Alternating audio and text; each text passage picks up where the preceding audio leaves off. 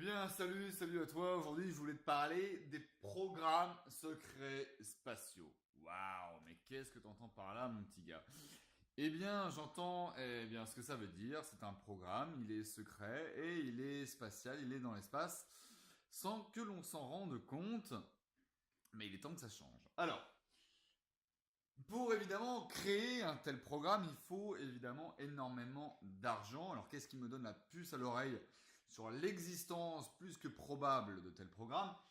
Eh bien, c'est l'argent manquant. Alors de quelle somme on parle? Eh bien, le jour avant les attentats du 11 septembre 2001, donc le 10 septembre 2001, vous l'aurez compris, le ministre de la Défense, Donald Rumsfeld, déclarait devant une assemblée un peu dubitative que le département de la Défense ne pouvait en tout cas retrouver la trace de 2,3 trilliards de dollars.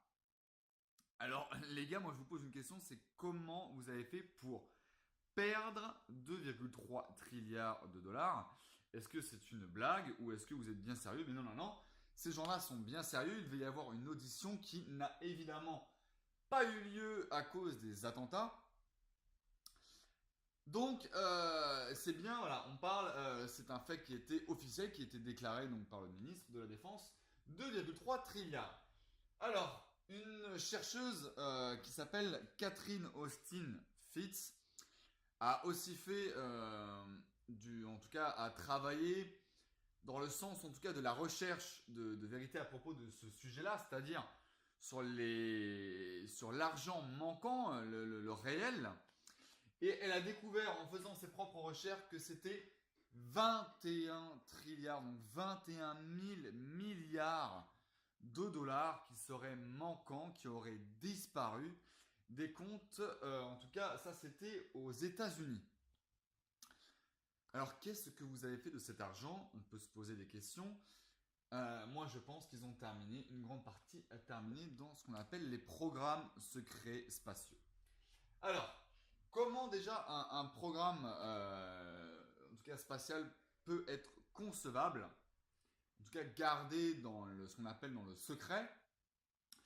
Eh bien, j'ai noté ici cloisonnement, compartimentation.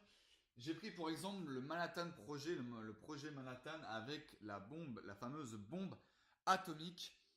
Il faut savoir que la bombe atomique, lorsqu'elle a été activée, donc lorsqu'elle a été déposée de manière tout à fait amicale sur Nagasaki et Hiroshima, eh bien, les scientifiques qui avaient travaillé sur ce projet-là n'avaient aucune idée de ce que allait être la finalité même de ce projet-là.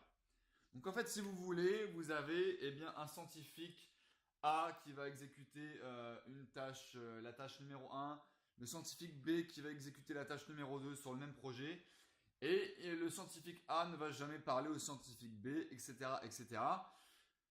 Et au final, vous avez un système pyramidal et au final, juste une quantité infime de personnes se retrouvent avec toutes les cartes. C'est ce qu'on appelle le cloisonnement. Et c'est ce que je pense est en train de se produire et c'est ce qui s'est produit pour en tout cas faire exister des programmes tels que les programmes secrets spatiaux. Alors évidemment, là on a le comment, on a donc l'argent en tout cas nécessaire. Maintenant, qu'est-ce qui appuie cette théorie, cette thèse? Eh bien, ce sont les lanceurs d'alerte. Et pour ça, on en a plusieurs. Là, je vous en ai noté quelques-uns. Le premier qui m'est venu, c'est Phil Schneider. Phil Schneider. Et en fait, il a commencé à parler face caméra sur l'existence des DUMB, Deep Underground Military Base. Base militaire souterraine, deep, c'est on va dire profonde. Euh, il te parle de l'existence au final de ces bases qui seraient mais immenses. Et quel est le meilleur endroit pour garder quelque chose de secret que sous terre? Un autre monsieur qui parle de ces bases souterraines, qui dit en tout cas avoir travaillé dans ces bases souterraines, c'est Emery Smith. Ce monsieur-là, je vous invite aussi à regarder ses interviews, son témoignage est fascinant.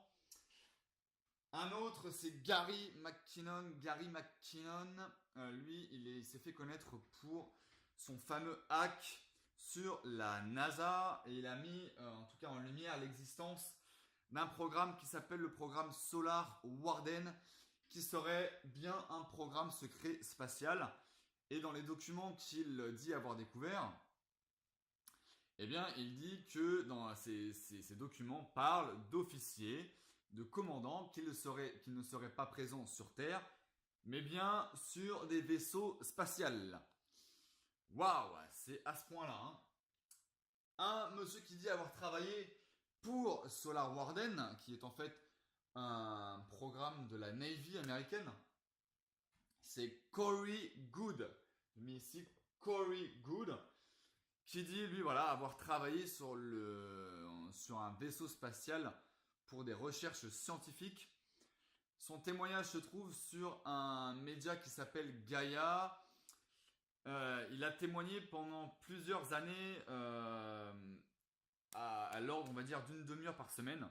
Son témoignage est extrêmement long, extrêmement détaillé. À l'heure actuelle, il y a encore beaucoup plus de lanceurs d'alerte qui parlent de l'existence de programmes secrets spatiaux, dont William Tompkins et d'autres. J'espère que ces quelques cartes t'ont donné envie d'intéresser à un sujet tel que les programmes secrets spatiaux. Je te souhaite bon courage dans tes recherches. N'hésite pas à commenter, à me dire ce que tu en penses, à partager, à t'abonner. Encore bon courage dans tes recherches. Bonne journée à toi. Allez, ciao.